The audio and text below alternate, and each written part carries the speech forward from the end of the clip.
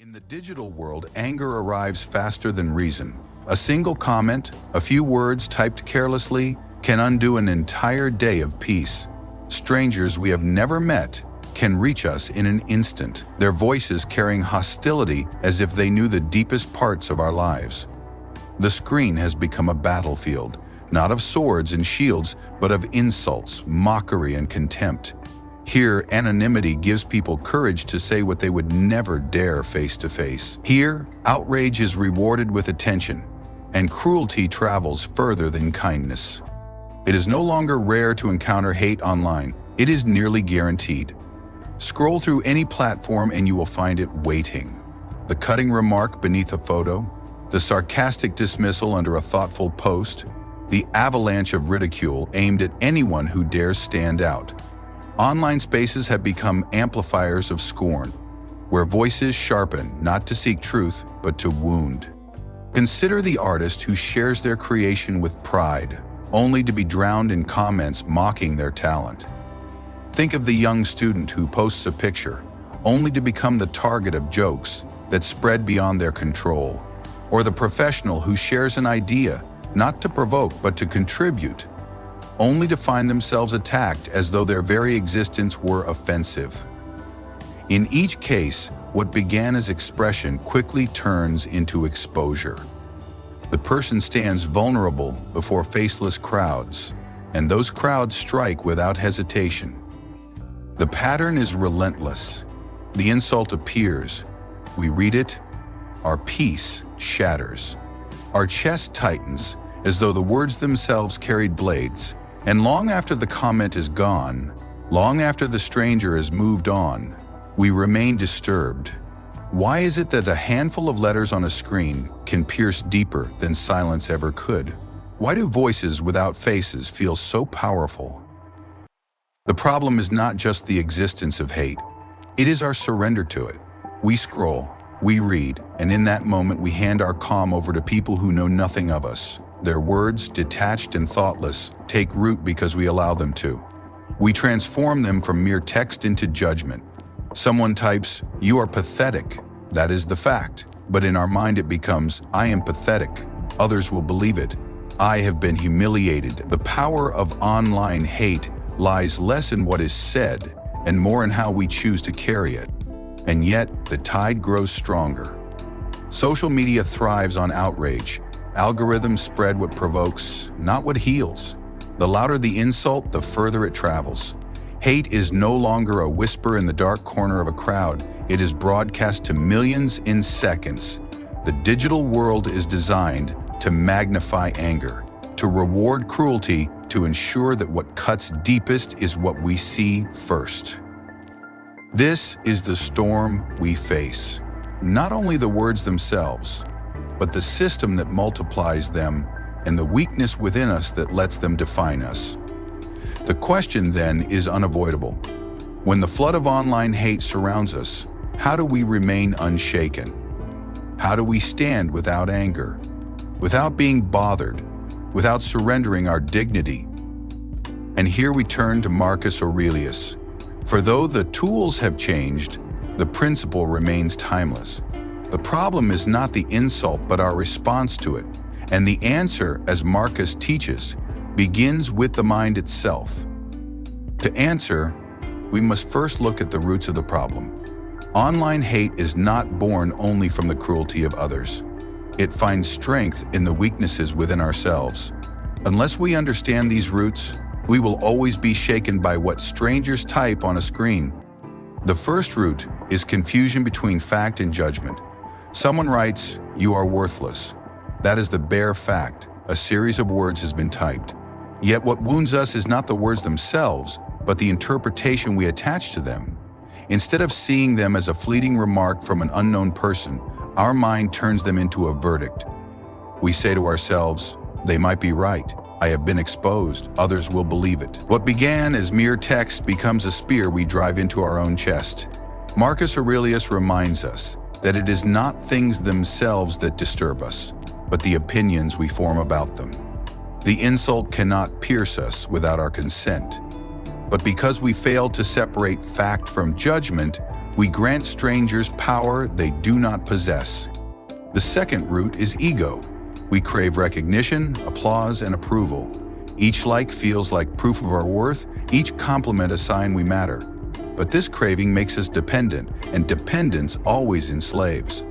When we do not receive recognition, or worse, when we face rejection, our ego interprets it as an attack on our very being. Online spaces magnify this dependence. Social platforms are designed to measure us constantly. Hearts, shares, views, comments. We become hostages of opinion, chained not by force, but by our own hunger for validation. And when insult comes, it cuts precisely where we are most exposed: our need to be praised. The third root is the illusion of control. We imagine we can shape how others perceive us. We carefully craft our posts, our photos, our words, believing that if we act correctly, people will admire us. Yet reality refuses this illusion. We cannot control the mood of a single stranger behind a keyboard, let alone the shifting judgments of a vast crowd. Someone may insult us not because of what we did, but because of their own pain, envy, or boredom. To believe we can command their perception is to demand mastery over what belongs to another. This clash between our desire for control and the impossibility of it creates frustration and despair. Finally, there is the fourth root, the cycle of reaction. An insult appears, we respond in anger. Our reply provokes a sharper attack. Soon the exchange escalates, drawing others in, until what began as a single comment becomes a storm. By reacting, we give the insult life. By fighting, we strengthen the very thing we wished to silence. The more we engage, the deeper the wound becomes. Marcus warns that anger only multiplies itself, and to meet insult with rage is to hand over our calm to another. Silence may seem weak, but it is often the only way to starve the fire. These four roots together, confusion between fact and judgment, the trap of ego, the illusion of control, and the cycle of reaction, form the soil in which online hate flourishes. They explain why words from strangers disturb us so deeply. They reveal that the battlefield is not the comment section, but the mind itself. And this leads us to the next question. If the roots of our suffering lie within, how then can we respond differently? How can we learn to face insults without anger, without surrender, without being shaken? It is here that Marcus Aurelius offers guidance, not in theory but in practice. His way is not to eliminate insult but to master the response. And it is to his method that we now turn. Marcus Aurelius would respond differently. Where most of us instinctively react, he would first pause. His first step would be to draw the sharp line that Stoicism demands, the line between what is within our control and what is not. The insult itself is outside. The person who types the words is outside. The thoughts and judgments of others lie fully beyond our command. But a response, the way we see, the way we act, the way we carry ourselves, that remains ours.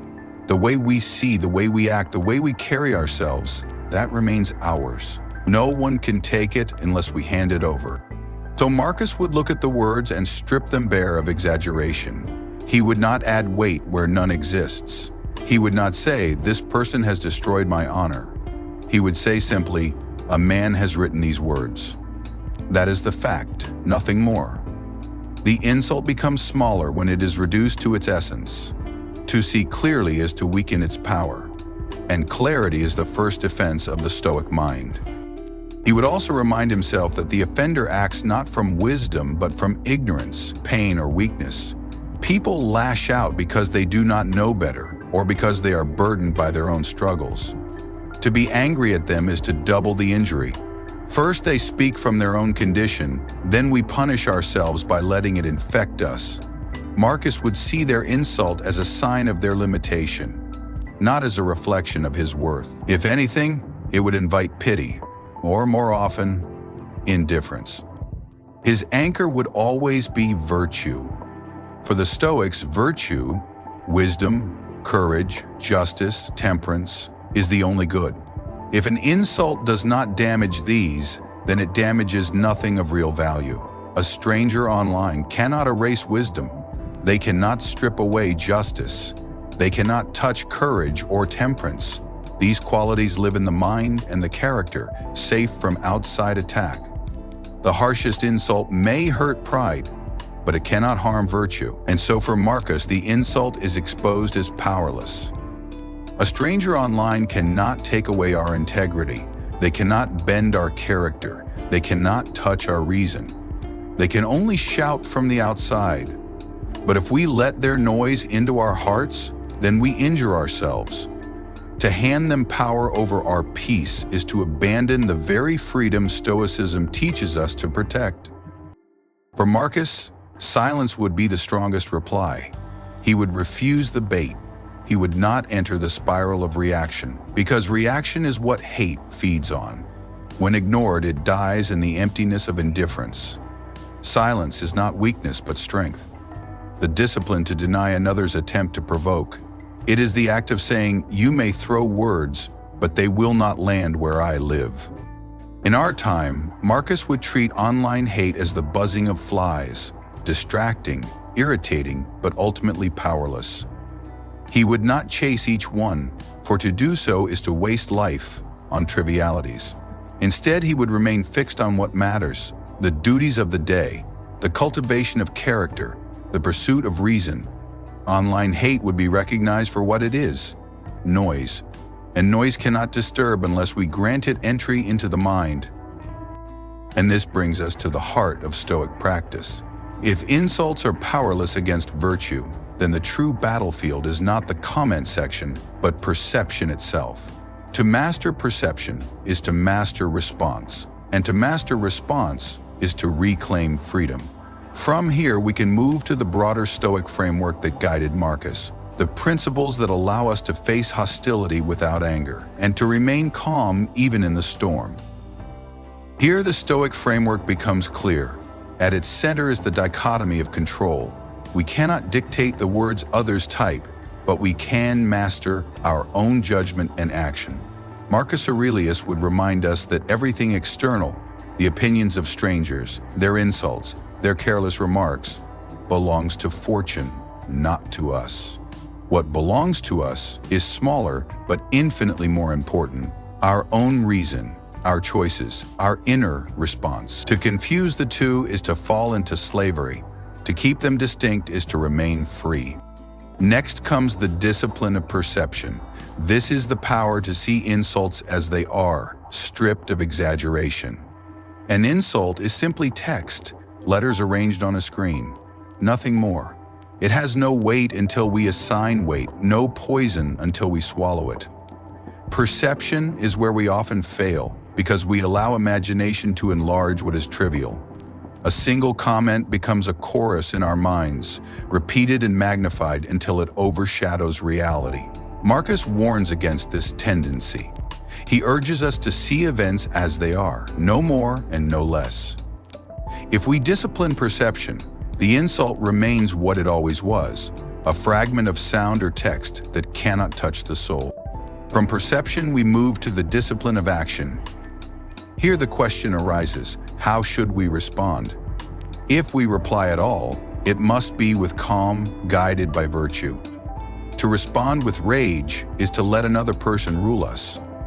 It is to surrender our sovereignty to the very one who sought to provoke us.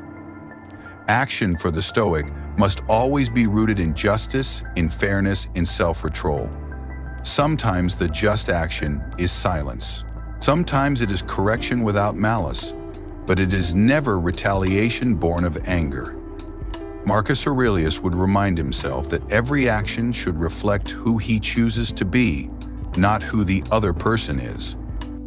Then comes the discipline of will, the strength to endure. We cannot prevent insults from arriving, but we can decide how we carry them. Each attack becomes an exercise in self-mastery. Every hateful comment is another chance to practice patience, another opportunity to remember that nothing external can rob us of virtue. The will is tested precisely where the world seems hostile. Marcus viewed difficulty not as misfortune, but as material for practice. Online hate, in his framework, is no different. It is raw material for the work of the soul.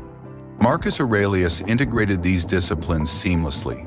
He did not separate theory from practice. He lived with the constant reminder that dignity is never destroyed by insult. A person may attack, but the attack touches only the body or reputation, never the character, unless we permit it. Anger, he insists, is always a choice. We are never forced to rage. We choose it when we fail to pause, when we let our impulses overrun our reason. The mind, he says, can remain sovereign even in the storm, because sovereignty of the mind depends on us and nothing else. This is the essence of his way. Control perception, guide action, strengthen will. To see things clearly, to act with virtue, to endure with patience, that is Stoicism in practice. And it is not abstract. It is a daily discipline tested most sharply in moments of provocation. Online hate exposes us to these tests constantly. If we take them as training, they cease to be threats. They become chances to prove that our peace is not in the hands of strangers, and from this framework we can draw practical lessons. If insults cannot touch virtue, then the task becomes learning to live by this truth, to turn philosophy into habit. The next step is to ask, how do we apply these disciplines in our own encounters with hostility? How do we make Marcus's clarity our own when the comments appear on our screens? These lessons are what follow.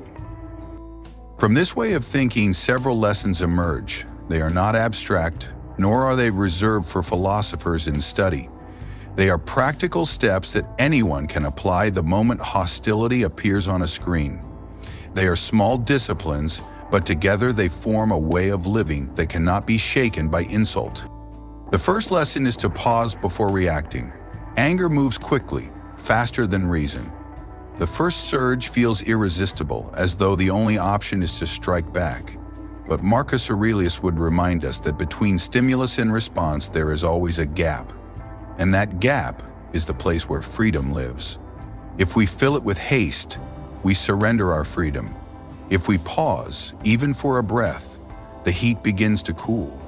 The words on the screen remain the same, but our mind sees them with greater clarity. A moment's delay often prevents a day of regret. The second lesson is to translate words into facts. This is the discipline of perception in practice. Instead of saying, "They humiliated me," we train ourselves to say, "They typed these words." The first statement inflames emotion. The second strips it away. Facts are neutral. It is our judgment that makes them heavy. By translating words back into facts, we rob them of the false power we gave them. The insult becomes what it always was: text produced by another person, no more and no less. The third lesson is to remember the offender's nature. People act from ignorance, pain, weakness, or envy. They lash out not because they have measured truth carefully, but because they are carried by impulse or burdened by their own struggles. To expect wisdom from them is naive. To be surprised by cruelty is to forget the condition of human beings. Marcus wrote that when another acts unjustly, it is because they do not know the good. The proper response is not anger but understanding, and more often, indifference. The fourth lesson is to guard inner virtue. For the Stoics, virtue is the only true good. Wisdom, courage, justice, temperance, everything else is indifferent. A stranger online cannot strip away wisdom. Their words cannot touch courage. They cannot erase justice or temperance from our character. If they cannot touch these, then they cannot harm what is essential. At most, they may bruise pride, but pride is not virtue. Pride is fragile. Virtue is unbreakable. Marcus Aurelius would ask, if your integrity remains intact, what exactly have you lost? The answer is, nothing of value. The fifth lesson is to recognize that silence is not weakness, but strength. The world trains us to see silence as defeat, as if not replying means the insult has won. The Stoics sees differently. Silence is refusal to hand over control.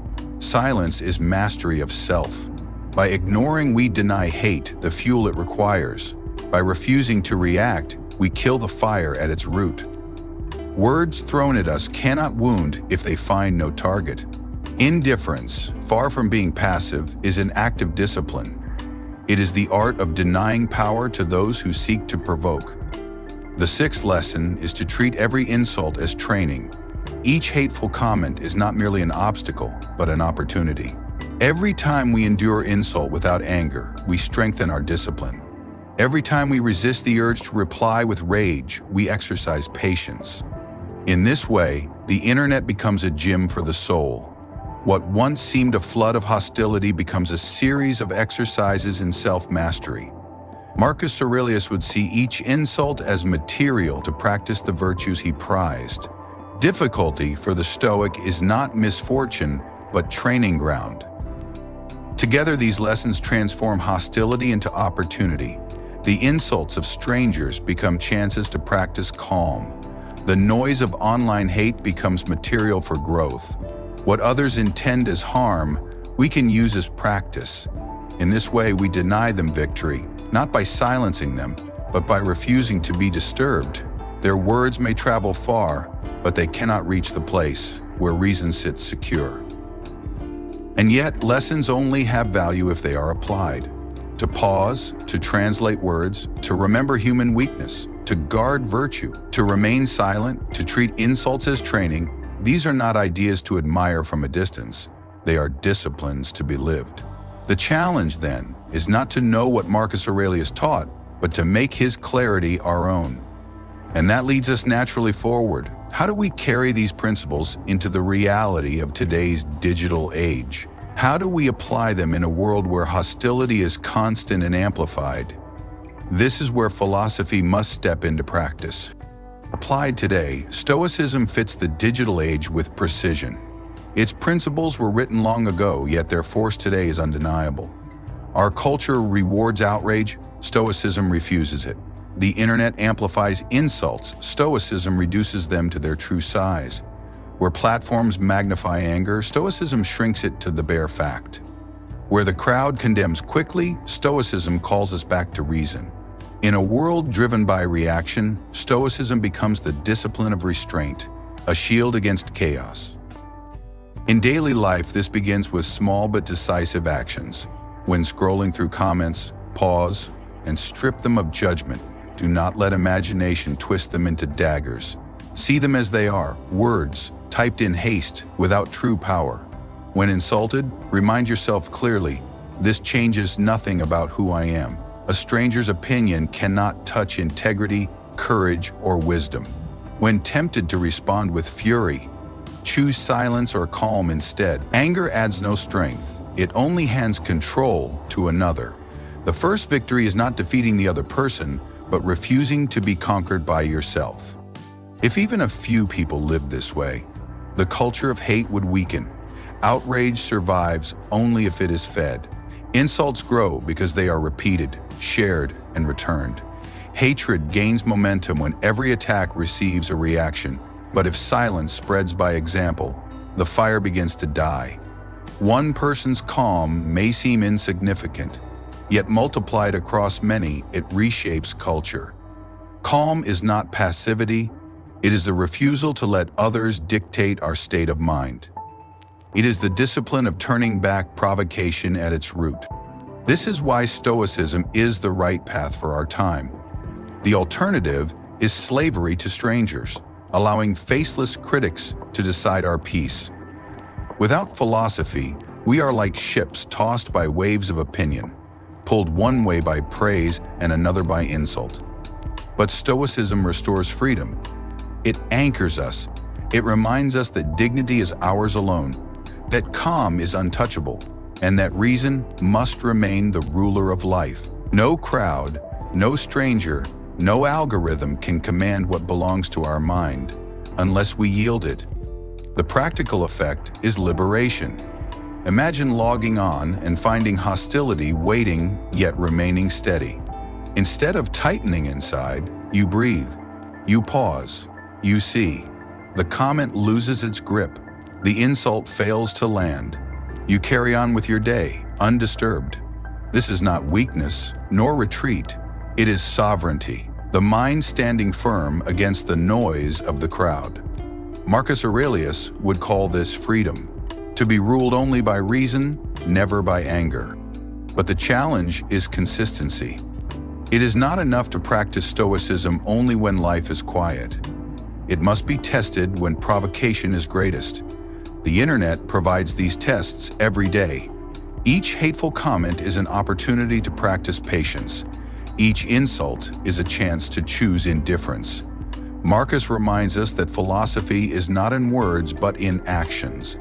To claim Stoicism means nothing if rage still rules us. Calm in the storm is the proof of philosophy alive. Stoicism also benefits society.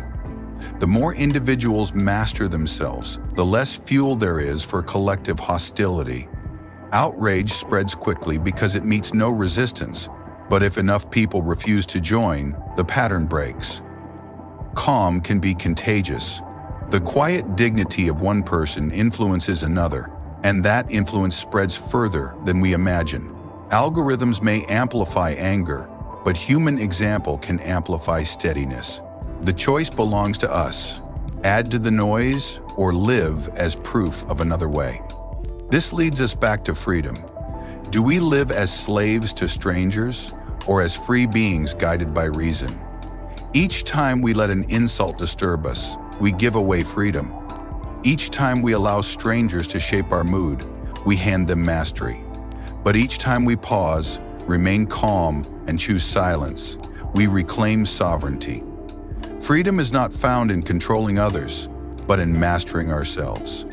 Thus, Stoicism is not escape, but engagement. It does not ask us to abandon the world, but to live differently within it. It does not promise that insults will stop, but it shows us how they lose their sting. The internet will not change quickly. Hate will remain, but we can change. We can meet hostility not with outrage, but with clarity. We can live by reason, not reaction, and by doing so, we prove that the ancient path is still the right path for our time. We live in an era where insults travel faster than thought. What once might have been spoken in anger to a handful of people can now be broadcast in seconds to thousands. Online hate is everywhere, waiting in every comment section, every message board, every platform designed to reward reaction. But its presence does not mean it must master us. The test of our age is not whether hate will exist. It will, but whether we will allow it to govern our peace of mind. By following the way of Marcus Aurelius, we find a path to freedom in the midst of noise. He would remind us to separate fact from judgment, to ask ourselves at every turn, what actually happened and what story have I added to it? If a stranger types, "You are worthless," that is the fact, words on a screen. But the judgment, "I am worthless," is our own addition. By stripping away the judgment, the words lose their sting. The discipline of perception is the first shield. Once perception is clear, we must anchor ourselves in virtue. Marcus insists that wisdom, courage, justice, and temperance are the only true goods. If insults do not touch these, then they touch nothing of value. A stranger cannot make us unjust by mocking us. A critic cannot rob us of wisdom with a careless remark. Our integrity remains intact unless we abandon it ourselves. Anchoring in virtue means remembering that character is our possession and no one can take it without consent. Silencing the noise of strangers follows naturally, not by shouting louder, not by replying with equal hostility, but by indifference. Noise grows only if we feed it. When we refuse to react, when we choose calm instead of outrage, the noise fades into the background. Marcus would compare it to the buzzing of flies, irritating if we focus on it, irrelevant if we ignore it. To remain silent is not weakness, but discipline, the decision to keep mastery over our own mind. The gift of Stoicism is not the absence of insult, but the mastery of response. It does not promise that the world will stop mocking or that others will suddenly act with kindness. It promises instead that we can remain steady regardless. Anger can be turned into training. Hate can become practice. Insults can be used as opportunities. Every hostile comment is another chance to test patience, to exercise reason, to strengthen endurance. What others intend as harm becomes, for us, material for growth. To never be angry or bothered is not withdrawal from life. It is not indifference to justice, nor silence in the face of truth. It is simply the choice to meet hostility with calm, dignity, and reason. It is to stand in the storm without being carried away. To live this way is to reclaim sovereignty over the one thing that is always ours, the mind. If this reflection resonates with you, join us here on Sophoria, where Stoic wisdom meets the struggles of today. This is not philosophy left in books. It is a practice for every moment we live, online and offline. Subscribe, share, and walk this path with us, not as passive listeners, but as active practitioners of calm. Because peace is not given by others. Peace is chosen, defended, and lived by the strength of the mind.